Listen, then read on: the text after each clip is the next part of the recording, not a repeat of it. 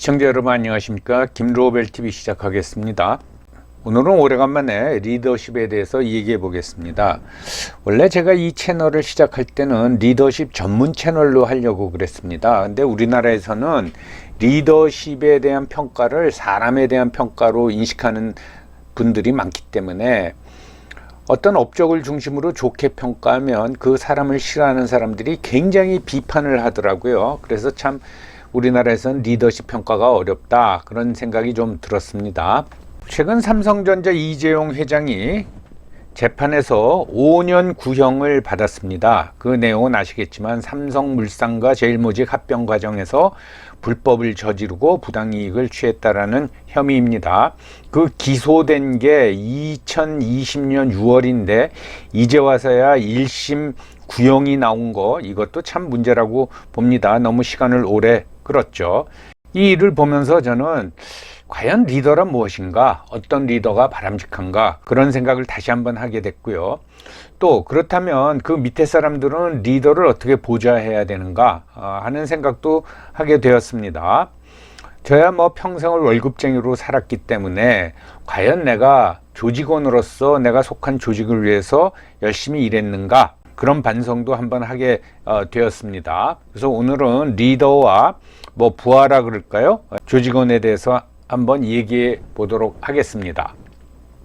흔히 업무하고 관련해서 우리가 어떤 사람을 평가할 적에 두 가지 기준을 내세우는 수가 있습니다. 지적 능력하고 관련해서는 똑똑하다, 멍청하다, 일반적으로 우리가 쓰는 용어를 사용하겠습니다. 그 다음에 이제 그 사람의 업무 태도라 그럴까, 부지런하다, 게으르다. 근데 리더도 여기에 적용될 수가 있겠죠. 그래서 리더가 이제 똑똑하고, 그럼 업무에 대한 전문성도 있는 겁니다. 똑똑하고 부지런하다. 예. 부하들 진짜 고생합니다. 그런데 성과는 나오죠, 반드시. 그리고 조직이 발전을 합니다. 리더가 전문성도 있고 업무 처리 능력도 탁월한데 게으른 사람이 있어요. 그러면 부하들도 편하죠. 근데 조직이 발전합니다. 그래서 리더가 현명하고 바른 의사결정을 내리고 똑똑하다라는 것은 무지하게 중요하다고 하겠습니다. 그러면 누구나 다 자기가 리더가 됐을 적에 뭐 부지런하고 그러는 것보다 술렁술렁 일하면 좋지 않느냐. 그런데 똑똑하면서 그렇게 설렁설렁 일하는 사람은 다 뒤에 자기 판단이 있는 겁니다. 부지런해야 되고 또는 설렁설렁 일해야 된다의 차이는 부하들이 그의 업무 지시를 받아들일 수 있는 업무 숙련도, 전문성이 있어야 된다는 거죠. 그런 전문성이 없는데 리더가 게으르면은 그 조직은 발전할 수가 없죠. 그래서 맨 처음에 어떤 리더들 보면은 부서장으로 와서 보면 쫙 한 일주일 정도 살펴보고 나서 엄청 조지죠.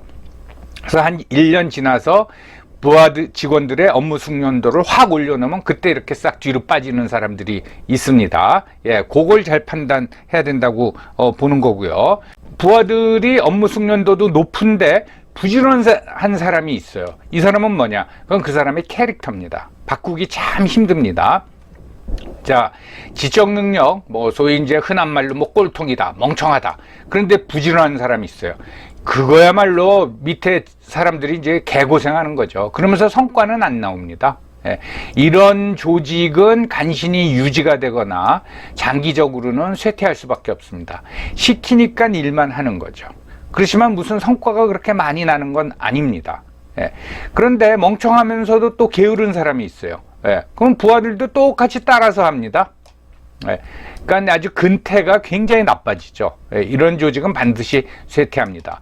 근데 한편 보면은 우리나라 이제 대기업들 보면은 창업주의 뭐 그 손자까지, 그러니까 3대죠. 3대로 승계됐는데 굉장히 뭐 멍청하고 게으르고 유흥 좋아하고 그런데 유지되는 데가 있어요. 그건 왜 그러냐 하면은 선대 시절서부터 고생을 하고 창업을 한 나이든 전문 경영진들이 있기 때문입니다. 그 사람들이 다 은퇴하고 나면은 그 조직은 쇠락할 수밖에 없습니다. 제가 이제 영상을 시작하면서 이재용 회장의 이제 재판 예를 들었습니다. 그러면서 도대체 이제 그 창업자인 이병철 회장은 자녀들을 어떻게 가르쳤을까, 또는 그 부하 직원들한테 무슨 말을 했을까를 한번 찾아보다가 일종의 이제 어록을 하나 찾았습니다. 발전할 수 없는 새 부류라는 거였는데, 이 대상은 뭐 일반 직원은 아니었겠죠. 이병철 창업자인 회장이 상대하는 분들이 그 계열사 뭐 사장은 되지 않겠습니까? 그러니까 부류의 평가 대상이 되는 사람들이 일반 사람은 아니고 그 회사로 치면 이제 리더에 해당된다고 하겠습니다. 첫째, 어려운 일은 안 하고 쉬운 일만 하며 제 권위만 찾아 남만 부리는 사람. 둘째, 얘기를 해도 못 알아듣는 사람. 셋째, 알아듣긴 해도 실천하지 않는 사람. 이렇게 이제 세 부류를 딱 집어서 이 사람들은 발전할 수 없다. 이 얘기는 뭡니까? 이 사람들은 이제 너 사장 시켰지만 이런 유형에 해당되면은 너 이제 연임 못해, 뭐 그런 뜻이 될 수도 있겠죠. 삼성그룹 정도 되면은 굉장히 이제 안정적인 그룹이라고 할 수가 있겠죠. 그러다 보면은 그 회사 사장이 이렇게 안정적인데 뭘 어려운 일을 하려고 그래. 어려운 일은 안 하고 그동안 했던 일, 그게 이제 쉬운 일이죠. 그것만 하려는 경향을 보일 수 있습니다. 그리고 안정적인 거니까 자기한테 뭐 도전할 사람도 없고, 그러니까 어떤 조직의 장으로서 딱 폼만 잡고 권위만 찾고 그 밑에 사람들을 뭐 심하게 말하면 이제 부려먹으려고만 하는 사장들이 있었겠죠. 그렇다고 짧은 기간 내에 당장 뭐 회사가 힘들어지지는 않을 겁니다. 그렇지만 장기적으로는 발전이 없을 겁니다. 그래서 발전할 수 없는 새 부류라고 했고, 얘기를 해도 못 알아듣는 사람, 이건 뭐 머리가 나쁜 사람이죠. 아니면 상황이나 그 변화를 인식하지 못하고 있는 사람들이죠. 이런 사람들도 이제 발전할 수 없다. 창업주로서 그렇게 이제 지적을 했고, 그 다음에 세 번째, 알아듣긴 하는데 실천하지 않는 사람. 이런 유형은 뭔가 하면은, 맞아, 뭐 이 일을 해야 돼, 좀 변화를 추구해야 돼, 하지만은 실천하지 않는 사람은 그 자리에 자기가 안주하는 사람입니다. 분명히 그렇게 하면은 좋아질 건 나도 아는데 지금 뭐 이 상황 나 참 너무 좋아, 그러니까 뭐 내가 그걸 왜 그렇게 힘든 일을 해야겠어, 이런 사람들이 있죠. 그래서 저는 삼성전자를 비롯해서 이병철 회장이 세운 회사들이 많지 않습니까? 뭐 신세계그룹, CJ그룹, 한솔그룹, 이 전부 다 이병철 회장이 세워서, 그중에 삼성전자 같은 경우에는 뭐 세계적인 기업으로 이제 성장을 했기 때문에 이 정도의 인물이 지적하는 말이라면은 우리가 귀담아 들어야겠다라고 이제 생각이 들었습니다. 어려운 일은 안 하고 쉬운 일만 하면서 제 권위만 찾아 남만 부리는 사람, 얘기를 해도 못 알아듣는 사람, 이런 사람 참 많죠. 알아듣긴 했는데 실천하지 않는 사람, 요걸 참 염두에 둬야 된다고 저는 생각을 합니다. 한편으로는 제가 뭐 월급쟁이 생활을 뭐 40년 동안 했다고 그랬는데, 그런 어떤 직원, 조직원을 이제 분류를 할 적에 저도 곰곰이 생각을 해봤습니다. 저는 세 가지로 구분을 했습니다. 먼저 월급 받은 만큼 일하는 사람, 즉 월급값만큼 일하는 사람이 있습니다. 근데 월급 받은 만큼 일 못하는 사람이 있죠. 월급값을 못하는 사람이 있습니다. 그리고 세 번째는 받는 월급보다 훨씬 더 일을 많이 하는 사람이 있습니다. 여러분들도 뭐 회사나 조직에서 일하다 보면 이렇게 딱 셋으로 분류가 될 겁니다. 근데 여기서 우리가 이제 좀 냉정하게 생각해야 될 게, 회사에 모두 받는 월급보다도 훨씬 더 일 많이 하는 사람이 있다. 이런 사람이 너무 많아도 참 힘듭니다. 이런 사람들은 한 10%만 있으면 저는 된다고 봅니다. 급값보다 더 일하는 사람들의 특징이 자기 주장이 좀 강해서 이런 사람들이 너무 많으면은 싸웁니다, 서로. 그것도 이제 문제가 될 수 있고요. 뭐 월급값만큼 일하는 사람들이 많으면 좋지요. 근데 문제는 월급 값을 못하는 사람들이에요.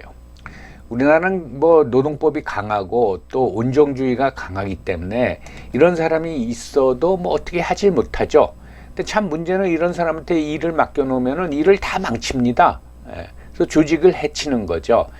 이 사람들을 어떻게 처리하느냐.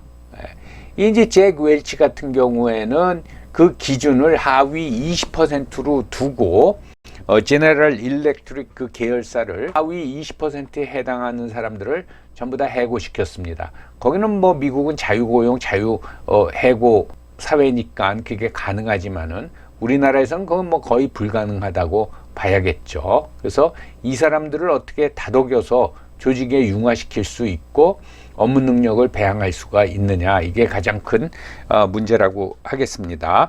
제가 이제 썸네일에서 이병철 회장하고 정주영 회장 사진을 올렸습니다. 그 이유는 그 제 한 몇 년 선배가 있는데 70년대서부터 운동을, 학생운동, 그 후에 나와서도 무슨 사회운동, 민주화운동을 열심히 한 선배가 있습니다. 그런데 이분이 나이가 들어가지고 한 50이 넘어가지고 집에서 하는 사업을 이어받았습니다. 그러고 나서 확 바뀌었어요.